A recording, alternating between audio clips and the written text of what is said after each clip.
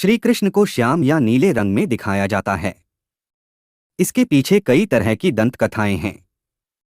तो चलिए जानते हैं कि हम सभी के प्यारे कान्हा के नीले रंग के पीछे का क्या राज है।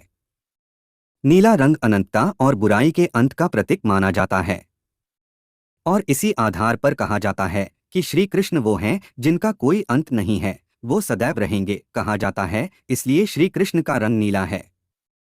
कृष्ण जन्म के पश्चात वे बालपन से ही कई सारे राक्षसों का विनाश करते आए हैं और पृथ्वी से बुराइयों का नाश करते हैं, इसीलिए उन्होंने नीला रंग ग्रहण किया था।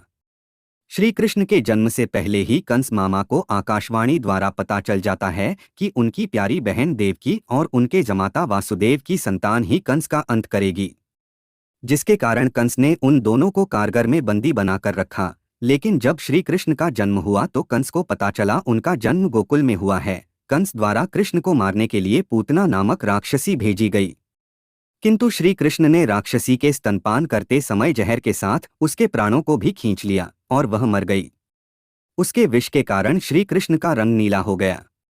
श्री कृष्ण अपने मित्रों के साथ गायों को लेकर चराने जाते थे और यमुना नदी के तट पर खेलते थे।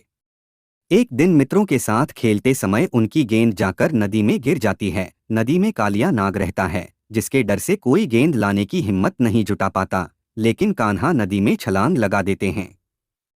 कालिया नाग के जहर से हुई जहरीली नदी में जाने पर और कालिया नाग से लड़ने के बाद कालिया नाग को सबक सिखाकर गेंद लेकर वापस लौट आते हैं।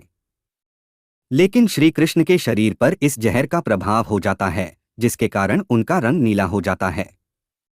माना जाता है कि श्री कृष्ण में पूरा ब्रह्मांड निवास करता है। श्री कृष्ण के मुख में पूरा ही ब्रह्मांड समाहित है, जिसके कारण वे नील रंग के दिखाई देते हैं।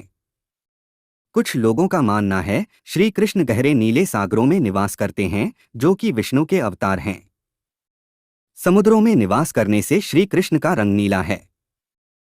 विख्यात पंडितों के मतों के अनुसार श्री कृष्ण का यह नीला रूप उनका आत्मिक रूप है और श्रीमद्भागवत गीता के अनुरूप उनका यह रूप केवल वे ही लोग देख सकते हैं जो कि उनके परम भक्त होते हैं, अन्य कोई व्यक्ति नहीं। लेकिन वे वास्तव में किस रंग रूप के हैं, कहाँ हैं, यह जान पाना इस संसार के लोगों के वश में तो शायद ही हो।